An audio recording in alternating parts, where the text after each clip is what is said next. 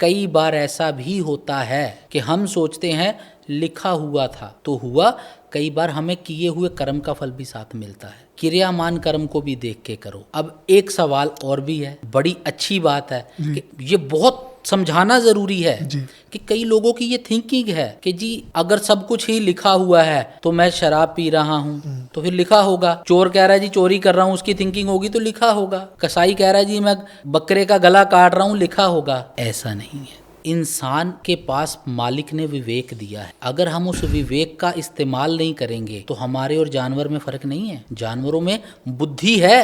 अब हम कहते हैं कि एक जानवर है, उसके अंदर बुद्धि तो है, विवेक नहीं है। विवेक जो है वो इंसान के पास है।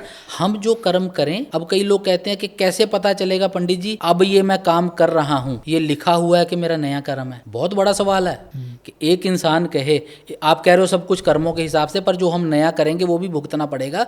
अब जो मैं नया कर्म कर रहा हूँ ये मेरा नया ही हो रहा है या पहले से लिखा हुआ है, इसका क्या करें? तो इसका जवाब ये है कि जब आप अध्यात्म में या गहराई में स्टडी में अंदर जाओगे, ये तो हर बंदा अपने लेवल पे तभी जान पाएगा कि उसका ये पुराना कर्म है कि नया। पर इसके लिए एक बड़ी अच्छी सलाह है कि इंसान एक काम करे अपने जीवन के अंदर। ये बात मैं सबके लिए कह रहा हूँ, हर इंसान एक काम करे अपने जीवन के अंदर। अगर हम अपने हर कर्म को जो करने लगे हैं, अगर हम नया कर्म ही मान लें कि ये मैं नया करने लगा हूं, ये भुगतना है मेरे को, तो हम अपने बुरे कर्मों से बचे जाएंगे। क्या अभी मेरे साथ पॉडकास्ट करना चाहते हैं? नीचे दिए गए नंबर पर अभी अपनी डिटेल मुझे व्हाट्सएप करें।